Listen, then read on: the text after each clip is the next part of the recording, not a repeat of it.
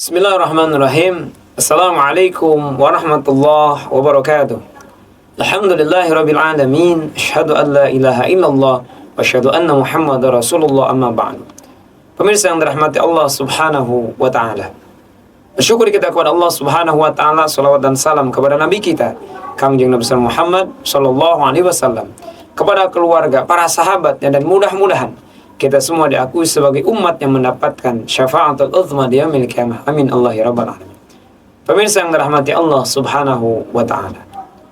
Sesungguhnya tentu dalam hidup ini kita harus memiliki pegangan dan pedoman. Maka begitu pun untuk para praktisi pengobatan tibu nabawi sehat ala nabi atau dengan ruqyah syariah. Tidak hanya tentunya melakukan doa ruqyah syariah, tidak memiliki pegangan.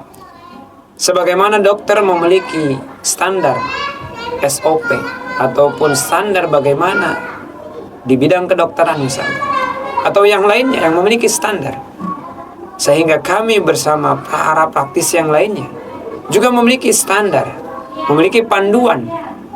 Ya, tentunya inilah menjadi pegangan para praktisi ruqyah tibu nabawi. Apa sebetulnya pegangan? Apa sebetulnya pedoman yang menjadikan panduan seorang tibun nabawi, seorang praktisi sehat dengan Quran ini?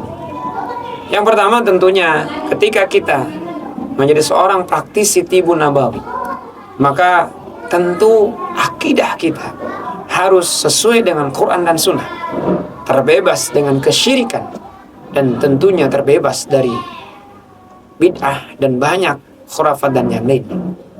Maka tentu diantara kita, ketika kita hari ini menjadi seorang praktisi tibun nabawi, maka mulai dari diri kita untuk menanamkan, untuk bisa terbebas daripada kesyirikan. Karena tentunya kita memahami syirik merupakan dosa yang teramat besar, dosa yang tidak akan diampuni oleh Allah Subhanahu wa taala kecuali Allah Subhanahu wa taala mengampuninya. Kemudian yang kedua, bagaimana tentunya pegangan para pengobat tibun nabawi, praktisi ruqyah, yang tentunya bukan hanya doa yang dia panjatkan. Ruqyah ini seolah-olah tidak memiliki pegangan, namun tentu pasti memiliki pegangan. Ya, tentu pegangan ini, pedoman ini bagian dari yang selalu diingat dan dijalankan oleh para praktisi tibun nabawi. Yang kedua tentunya bagaimana seorang praktisi tibun nabawi, praktisi ruqyah syariah ini, baik dalam perkataannya, baik dalam perbuatannya, merelasikan akidah yang benar, akidah yang tegak lurus. Tentunya akidah yang tidak dicampuri dengan banyak penyimpangan-penyimpangan. Subhanallah. Inilah tentunya bagian dari pegangan praktisi tibun nabawi yang kedua. Lalu bagaimana yang berikutnya? Ya, tentunya ketika para praktisi ruqyah dengan tibun nabawi sehat ala nabi ini memiliki sandaran, memiliki keyakinan. Apa keyakinannya? Bahwa ayat-ayat Al-Quran, asma-asma Allah, doa-doa memiliki pengaruh atas izin Allah Subhanahu wa ta'ala. Jadi doa-doa yang dipanjatkan, keyakinan terhadap Al-Quran, ayat-ayat Al-Quran yang memiliki pengaruh, sehingga tentunya mempengaruhi atas izin Allah Subhanahu wa ta'ala, menghilangkan pengaruh gangguan, baik gangguan jin dan yang lain. Maka itulah keyakinan yang ketiga. Sehingga kalau praktisi tibun nabawi tidak memiliki keyakinan bahwa doanya akan dikabulkan oleh Allah, ayat-ayat Al-Quran, asma-asma Allah tidak diyakini akan berpengaruh, maka sebetulnya praktisi tersebut belum memegang syariat ajaran agama sebagai praktisi ruqyah yang benar. Maka kemudian yang berikutnya, ketika praktisi tibun nabawi sehat dengan ala nabi, memiliki pegangan, memiliki pedoman.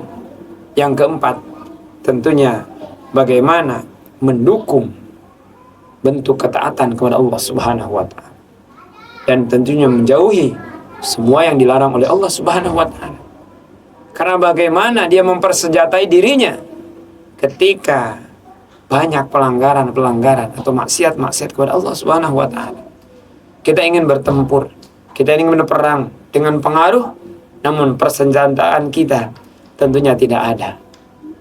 Maka inilah introspeksi kita bersama. Maka praktisi ruqyah tibun nabawi, pegangannya adalah tentunya ketaatannya kepada Allah, mendukung ketaatan kepada Allah, dan menghindari kemungkaran-kemungkaran. Pemirsa yang dirahmati Allah Subhanahu wa Ta'ala.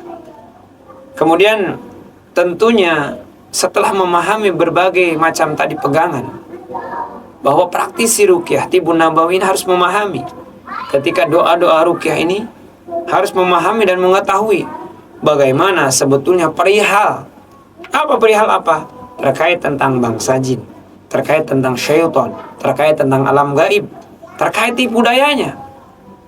Maka tentu ketika sebagai praktisi tibun nabawi tidak memahami tipu daya syaitan, talbis iblis, ya, kemudian tipu daya iblis, tipu daya syaitan, serta alam gaib, maka sebetulnya bisa saja dia terjebak oleh tipu daya syaitan yang sangat lembut dan sangat halus. Subhanallah.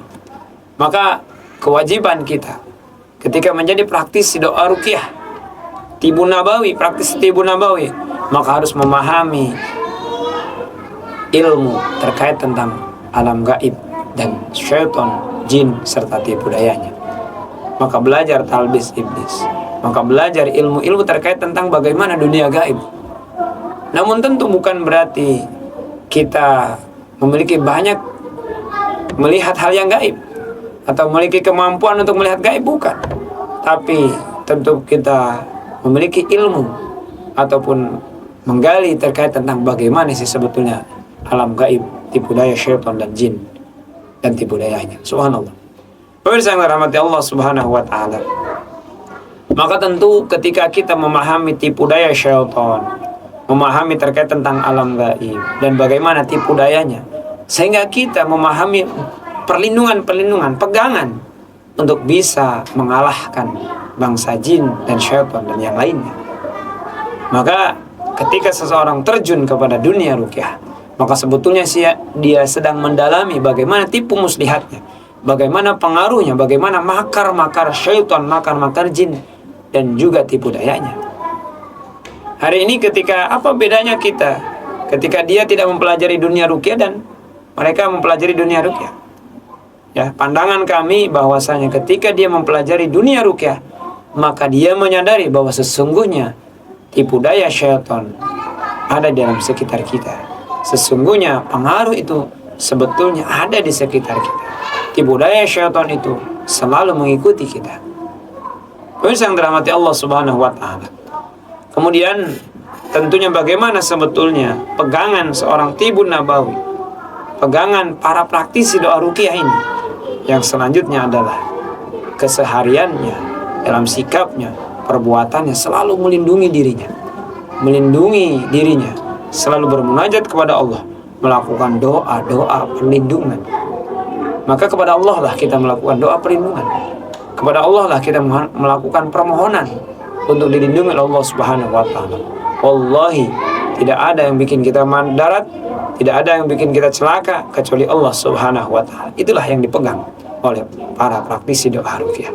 Memang masih banyak pegangan-pegangan yang lainnya, namun mudah-mudahan sedikitnya memberikan gambaran kepada kita bahwa ada pegangan, ada gambaran, acuan sekaligus pedoman para praktisi ruqyah untuk melakukan doa ruqyah. Insya Allah mudah-mudahan bermanfaat, wabil khusus untuk diri saya sendiri dan umumnya kita. Kurang lebihnya mohon maaf. Akhirul kalam. Assalamualaikum warahmatullahi wabarakatuh.